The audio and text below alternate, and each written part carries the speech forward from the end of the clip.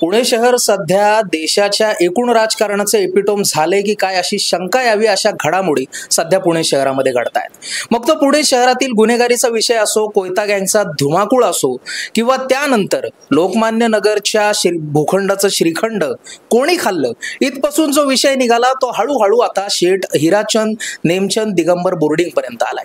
आणि त्या सगळ्या विषयावरती नेमका विषय काय होता, त्या विषयापासून आता रोज नवनवीन खुलासे त्यामध्ये येत आहेत। आणि त्यामुळेच आपण एक्सक्लुसिव्ह पहिल्यांदा आपल्या चॅनलवरती या विषयाला सगळ्यात आधी ज्यांनी विसल ब्लोईंग केलं, ज्यांनी या विषयाला सर्वात आधी वाचा फोडली, ते कसबा विधानसभेचे माजी आमदार असलेले रवींद्र धंगेकर आपल्याशी बोलणार आहेत। रवी भाऊ, तुमचं स्वागत सडेतोडवरती। सगळ्यात पहिला हा विषय नेमका जैन बोर्डिंगचा काय आहे आम्हाला थोडक्यात सांग।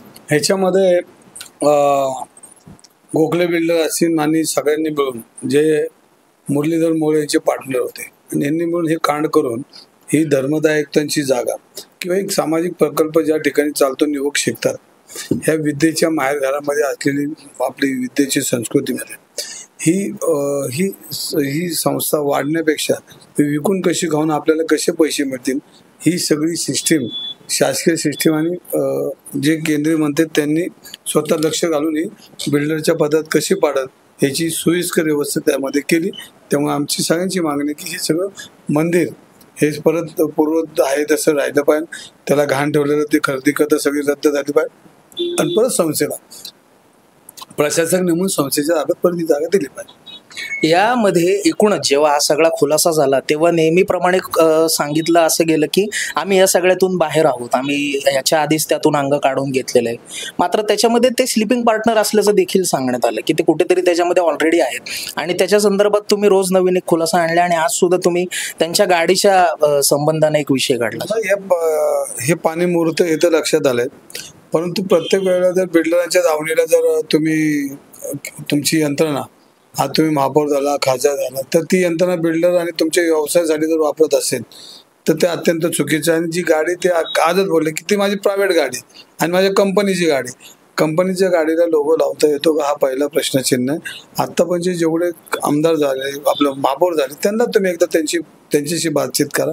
एक सन्मानाचं पद आहे, त्याला एक पदाला एवढी उंची आहे आणि तुम्ही जर परत म्हणणार मी स्वतःचे पैसे टाकून पेट्रोल भरतो, अरे असं कुठं आहे का? सगळ्यांकडेच पैसे आहेत। मग याचा अर्थ असा होतो का तुम्ही ती लोगो तुमच्या कंपनीच्या गाडीला लावायचं करायचं? सगळं बोगसपणा आहे हा आणि याचा खुलासा ते काय योग्य रीतीने देत नाहीत। त्यामुळे यांनी जे कृत्य केलं हे कृत्याला कायदेशीर किंवा कुठलाच अधिकार नाही। पण त्यांच्याकडे खुलासा आपण जेव्हा मागतो तेव्हा ते म्हणतात की आपण वैफल्यग्रस्त झालेला आहात, आपली राजकारणात स्पेस शोधताय।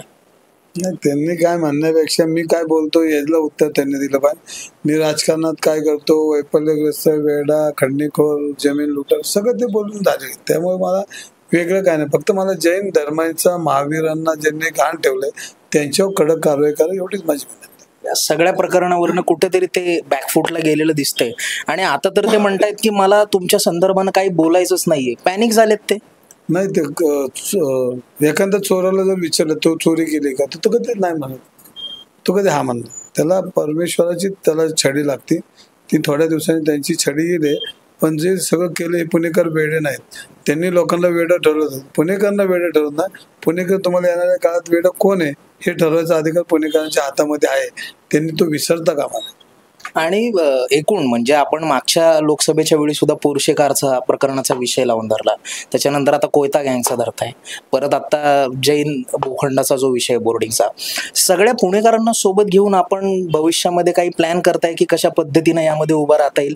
कारण आपण जे एक नरेटिव्ह आपण सगळ्यांना सांगतोय की मी एक पुणेकर म्हणून लढतोय, पार्टीशी असलेली बांधिलकी वेगळी, मात्र एक सामान्य पुणेकर म्हणून मी उभा राहतोय, तर या संदर्भात आपण पुढे काही करणार आहोत का?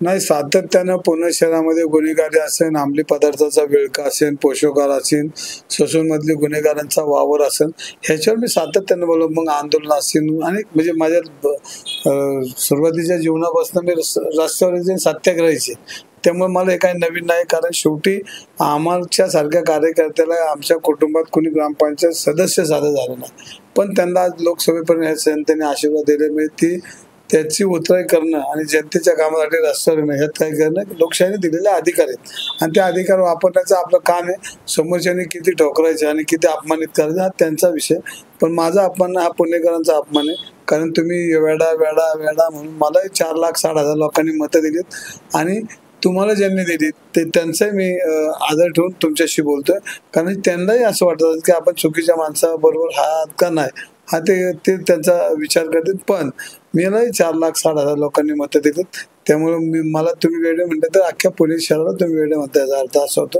पण तुम्ही खुलासा आता केलाच पाहिजे.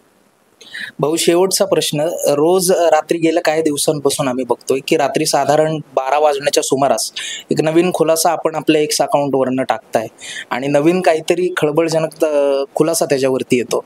तर माझा प्रश्न हा आहे शेवटचा की आज कोणाचे आपण 12 वाजवणार आहात? नाही, रात्री 12 वाजता तर आज जरा विश्रांती घेतो, कारण माझी महिनाभर हेच चाललंय.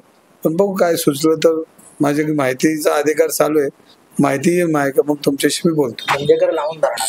लढणार, लावून धरणार, लढणार. कुठली राजकीय किंमत मोजायला लागली तर माझी तयारी.